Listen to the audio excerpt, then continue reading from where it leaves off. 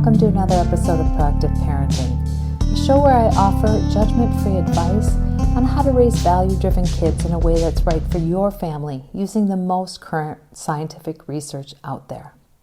I'm your host, Dr. Deanna Marie Mason. I'm a certified nurse practitioner, published author, and expert in child development. I'm also the mom of two gorgeous teens, so I know firsthand how much pressure and misinformation is out there. That's why I'm here.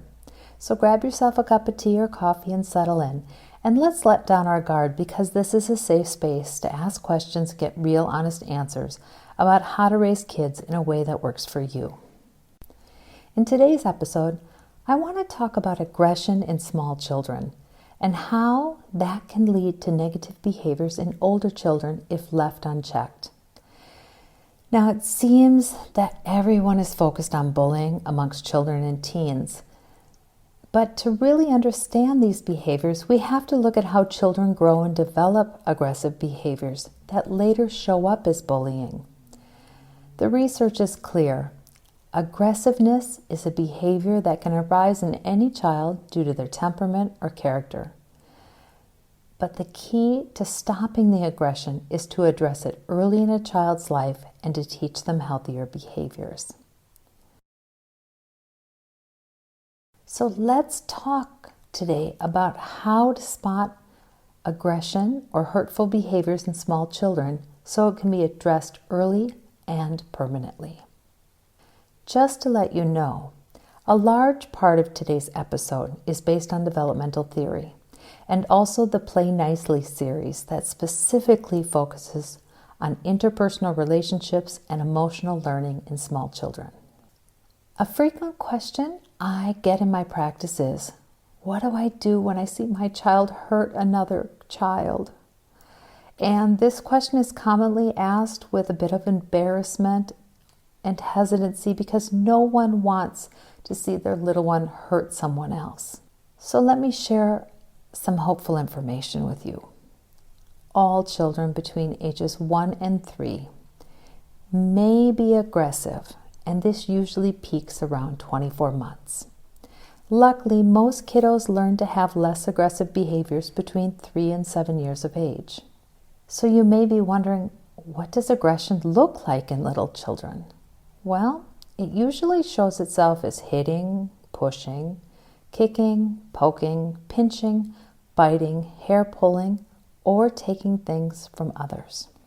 I believe that anyone who cares for children, and especially their parents, can help reduce aggression by guiding little ones towards non-hurtful behaviors while they're still young. It's important to remember that addressing aggression is not just a one-time lesson or quick fix.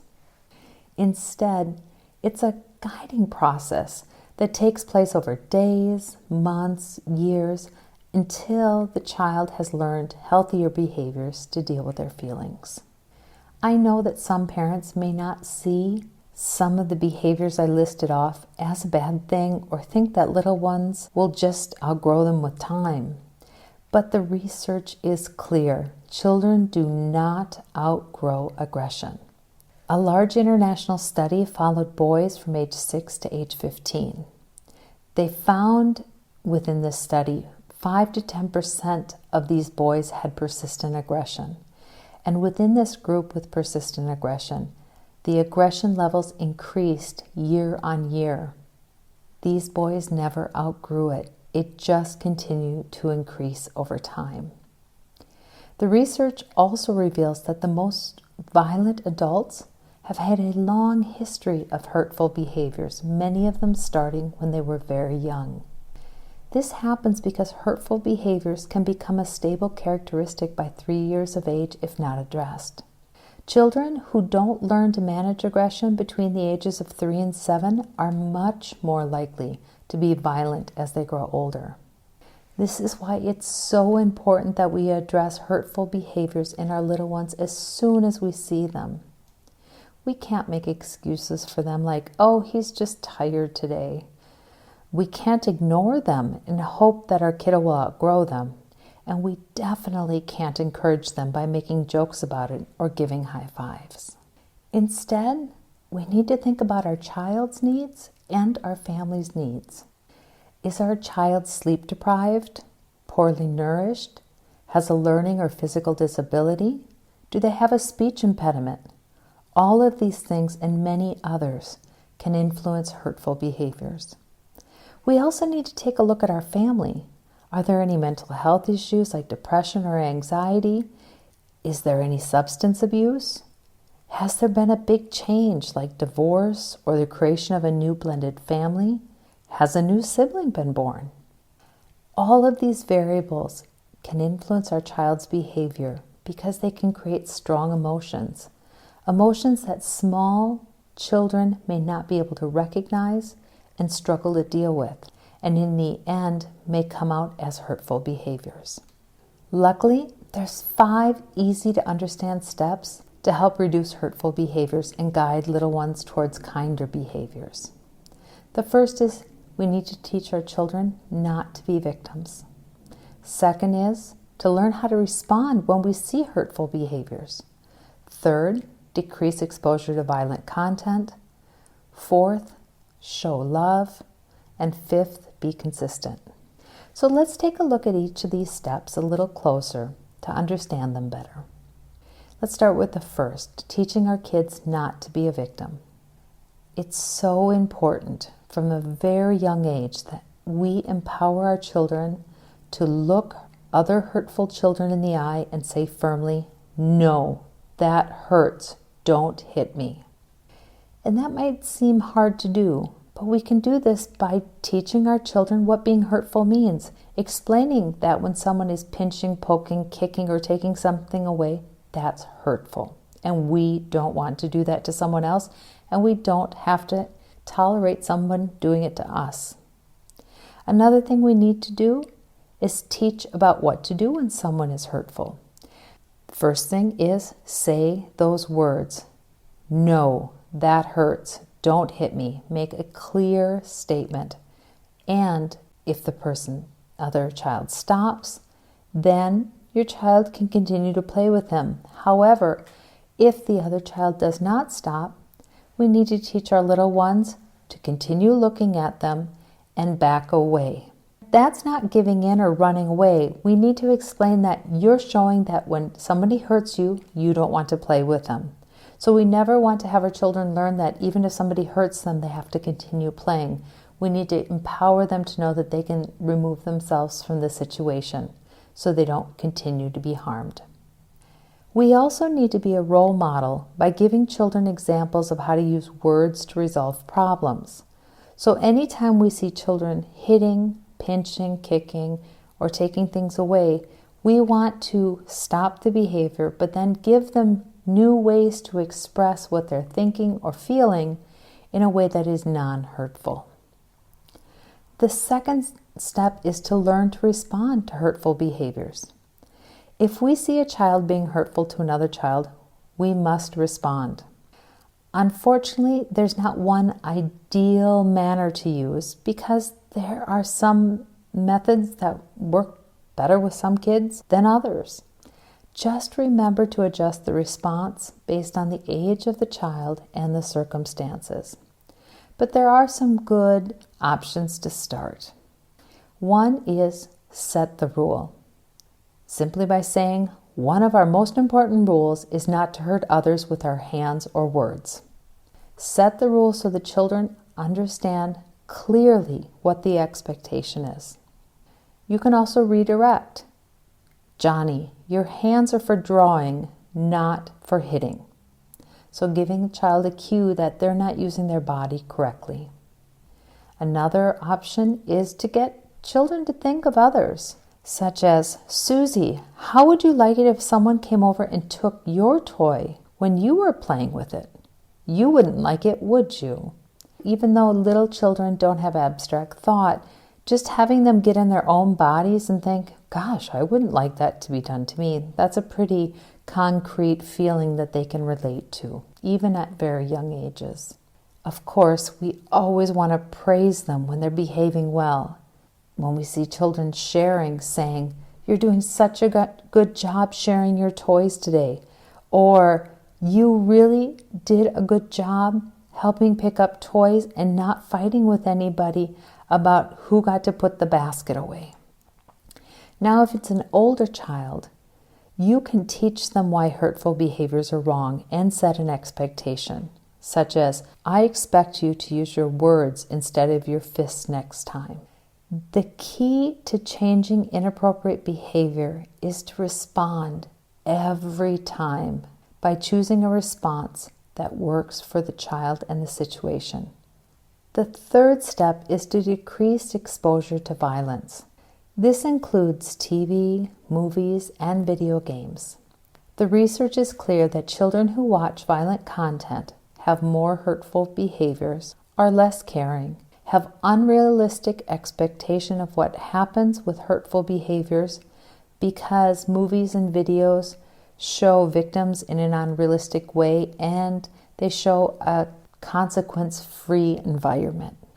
So if kids are watching or seeing a lot of hurtful behavior on TV or in video games, it can be very hard to teach them not to be hurtful. This happens because little ones don't know the difference between real and pretend. And it's important to remind our children that in real life, people get hurt. So to help our little ones see less violent content, it's important to set limits on the amount of screen time they have and monitor what they're watching. It's also a good idea to keep screens out of the bedroom because you won't be able to monitor what is being watched. But it also has other benefits, like having your child spending more time with the family, better grades, and preventing sleep problems. Overall, it's always better that our kiddos have less screen time. The fourth step is to show love. Whenever we can, we should express love to our children. It's best if we can carve out 10, 15, maybe even 30 minutes each day to individually spend time with our kiddos. That time is great to hug and hold them, read, talk, sing songs, tell stories, or just be silly. Playing inside and out is a great way to get some physical movement and burn off energy, and that can help reduce hurtful behaviors because it kind of wears our kiddos out. But know that even when we give our child lots of love, they're still going to misbehave sometimes. Just remember, the behavior is bad, not the child. Try to reinforce love every day because a child who feels love is less likely to act out. And the final step is being consistent. It is so important that we are consistent with rules or our children quickly learn not to listen. To help us be consistent, it's important to remember the difference between preferences and rules. A preference could be, I don't want to see you biting your nails. A rule is no hitting. As parents, we can ignore preferences or not. So when we see our child biting their nails, we can choose to intervene or not, depending on the situation. However, we have to respond every time a rule is broken. So if we see our child hitting, we have to step in and correct them. This difference between preferences and rules can help us answer an important question. Am I able and willing to follow through with what I'm about to say? If we don't mean what we're going to say and are just threatening our child, then we should not say it, because our kiddos learn very quickly that we don't mean what we say or follow through, which means that they won't listen to us. So putting all this information together, what do we need to do to get started? First, get everyone to agree on the rules and apply them. Our kids can't learn if we don't enforce the rule. Parents should talk about the rules privately so the kiddos get the same rule from both parents. Second, don't scold the other parent for how they parent in front of the kids. Talk in private and always keep a unified front for the children. Third, remember that this isn't easy and perfection is impossible, but we are aiming for progress. And fourth, We will see improved behaviors in our little ones more quickly if our kiddos know that no one will allow them to be hurtful. Most children will respond well and quickly to these approaches. However, there are some situations that call for professional help. These include a child who is frequently hurtful towards themselves, others, and pets, a child who never follows directions or listens, a child who does not seem attached to his or her caregivers, a child who rarely looks at you or touches you, a child who does not return to you in an unfamiliar place for some reassurance, or a child who frequently watches and enjoys violent TV, movies, or video games. If you know of any child who fits one or more of these descriptions, they should be seen by a professional for help, because the earlier interventions are started, the better the outcomes. So really, if we want to address concerns of violence and bullying in our communities, it's vital that we begin to see and correct hurtful behaviors when they start in early childhood. Research has clearly described that hurtful behaviors in small children isn't something that just disappears as they grow. It is actually something they have to unlearn and replace with caring behaviors. Anyone who has or works with small children should be aware of hurtful behaviors and the strategies to guide little ones towards more caring behaviors. Because it's only by investing our time while our little ones are young and moldable will we be able to change the trajectory of a violent world. Everything is in our hands, and it gives me so much hope that we have the power to make the world a kinder place. Well, that was a big topic for today. If you have any questions or comments about hurtful behaviors in young children, please don't hesitate to drop me an email. Just to let you know, I have a new email address. It is deanna@proactiveparenting.com. I also encourage you to find out more about me and what I do at my website, proactiveparenting.com.